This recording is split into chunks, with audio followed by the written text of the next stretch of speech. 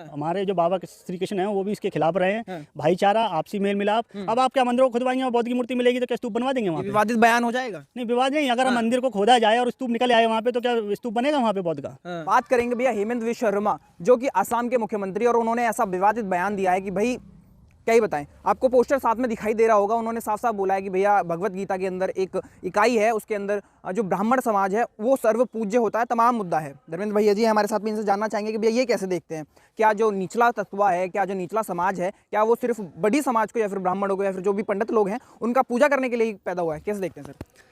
देखिए, जो विश्व शर्मा जी हैं ब्राह्मण समाज से आते हैं और उनकी जो सोच है वो सोच कोई नई सोच नहीं है। वो सामंती सोच है जिसने 5000 सालों तक सभी जातियों का शोषण किया। वो वही बात, कोई नई बात नहीं बोली है उन्होंने। वो वही बात बोल रहे हैं कि 3000, 4000, 5000 सालों तक उन्होंने यही तो करा कि ब्राह्मण पूजनीय है, 100% रिजर्वेशन रखा कि एजुकेशन खाली ब्राह्मणों की बापोती है, वही लेने का अधिकार है। अगर कोई शूद्र या कोई ब्राह्मण पढ़ाई करना चाहेगा तो उसके कान में सीरा डाल देंगे, उसकी जबान काट लेंगे अगर किसी ने श्लोक बोल दिया तो। यही तो किया इन्होंने। लेकिन वो हिंदुओं का भी तो अपमान कर रहे हैं। यहाँ पे मौर्य जी का भी बयान आया कि हिंदू धर्म तो कोई धर्म ही नहीं है, तो ये भी तो मौर्य जी ने देखो उन्होंने कोट भी किया है, मोदी जी को कोट किया है और मोहन भागवत जी को कोट किया। उन्होंने कोई नई बात नहीं बोली। उन्होंने ये कहा कि भागवत जी ने और मोदी जी ने जो बयान दिया है उसी को उन्होंने कोट करके कहा कि हिंदू धर्म को धर्म ना है, वो रहने एक तरह से रिवाज है, मतलब रहने का वो है। तो वही वो कह रहे हैं कि मैं अगर इस बात को बोलूंगा, अगर उनका सीधा संदेश ये था, अगर ब्राह्मण कुछ बोलता है जैसे भागवत जी अगर कोई बयान देते हैं तो उससे भावनाएं आहत नहीं होती हैं। अगर वही कोई पिछड़े समाज का व्यक्ति या शूद्र समाज का या दलित समाज का वही बात अगर बोले तो उससे भावनाएं आहत होती हैं। तो ये इनकी मानसिकता तय है। जैसे भागवत जी ने आरक्षण के लिए कहा, जाति के लिए कहा कि ब्राह्मणों ने जाति बनाई, किसी की भावनाएं आहत नहीं हुई। अगर यही बात मौर्य जी कह देते तो जगह जगह प्रदर्शन शुरू हो जाते। लेकिन अपमान बहुत कर रहा है विपक्ष, कभी वहाँ पे मिमिक्री करता है मुख्यमंत्री की, और अब ये वाला जो बयान है कैसे? देखो, मिमिक्री तो प्रधानमंत्री कर रहे हैं देश के साथ। उन्होंने कहा था कि 50 दिन मुझे नोटबंदी के लिए दे दीजिए, उसके बाद मैं चौराहे पे जहाँ बुलाओगे आ जाऊंगा। कहाँ है मोदी जी? काला धन वो खुद कह रहे हैं, संसद में कहा जा रहा है कि पहले से बढ़ गया। ठीक है, मिमिक्री मोदी जी करते हैं, 50 लाख की गर्लफ्रेंड बताते हैं 50 करोड़ की। ठीक है, मिमिक्री वो खुद करते हैं, ऐसे ऐसे करके जो इशारे करते हैं। वो क्या कर रहे हैं? वो पद की गरिमा उन्होंने खुद गिराई है। प्रधानमंत्री पूरे देश के प्रधानमंत्री हुआ करते थे, वो पार्टी के नहीं होते थे। राष्ट्रपति खुद बोल रहे हैं कि देखो मेरी मिमिक्री हो रही है, मेरा सम्मान नहीं मिल रहा है। देखिए, उपराष्ट्रपति धनखड़ जी को उस दिन अपमान महसूस होना चाहिए था। 750 किसानों ने शहादत दे दी बॉर्डर पे और अपनी जमीन के लिए। जाट किसान कौम होती है तो उनको, किसानों की जब हत्या हुई तब तो उनका अपमान उनको दिखा नहीं। उन्हें क्या नहीं कहा गया किसानों को? उन्हें आतंकवादी कहा गया, उन्हें खालिस्तानी कहा गया।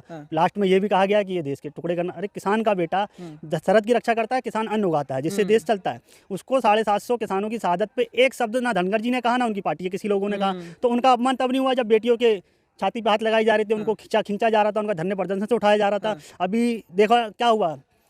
तो धनखड़ जी तो चापलूसी में लगे हुए हैं। इसका चुनाव आने वाला है। अभी हमने 3 मुद्दे एकदम से डिस्कस कर लिए हैं। अभी कहाँ हिंदुत्व की बात चल रही है, कहाँ पर दूसरा पक्ष क्या कह रहा है, बेइज्जती और मिमिक्री की बात चल रही है, और एक मुद्दा और है जो कि है राम मंदिर। राम मंदिर पे बड़ा विवाद हो रहा है कि हम जाएंगे, हमें नहीं बुलाया जाएगा, ये है और वो। आप कैसे देखते हैं? देखिए, राम मंदिर का मुद्दा इन्होंने हाईजैक कर लिया।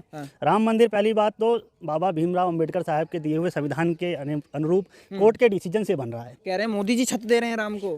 भगवान राम सबको छत देने वाले, उन्हें मोदी जी की क्या हैसियत है उन्हें छत देने की?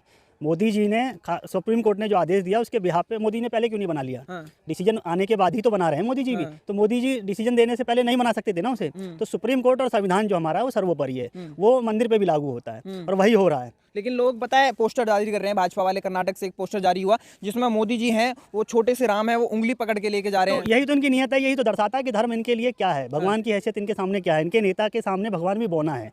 ऐसा कोई सगा नहीं जिसको इन्होंने ठगा नहीं। कहते ना राम राम जपना पराया माल अपना, तो इनकी पॉलिसी शुरू से रही है। और ना तो ये पिटिशनर थे, ये क्रेडिट किस बिहाफ पे लेते हैं? ना तो ये पिटिशनर थे, ना तो ये कोर्ट में गए, ना ये केस लड़ा कोई, जीता कोई। अब ये वही है कि सरकार इनकी है तो ये प्रचार इनका है इस समय। ये अपना प्रचार दिखा रहे हैं। बाकी सच्चाई सबको पता है कि हिंदू महासभा गई थी कोर्ट, या कौन पक्ष जीता है, निर्मोही अखाड़ा जीता है, किस पक्ष ने वहाँ अपनी दलीलें दी थी, कौन पेशकार था।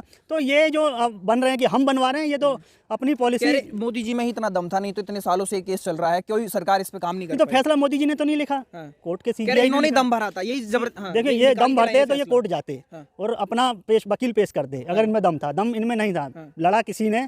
और मैं अल्पसंख्यक समाज जो हमारे भाई हैं उनका वो है कि उन्होंने अब फैसले को मान लिया और दोनों ही शांति से। अब ये कर क्या रहे हैं? तीसरा राम मंदिर मुद्दा खत्म हो गया, अब ये काशी में पहुंच गए, अब ये मथुरा जाएंगे। आप तो कृष्ण वंशज हैं, आपको नहीं खुशी होगी कि भैया कृष्ण जी को भी घर मिल जाए? देखिए, खुशी कृष्ण जी ने क्या कहा, मुझे कहीं मत ढूंढो, मैं आपके अंदर हूँ।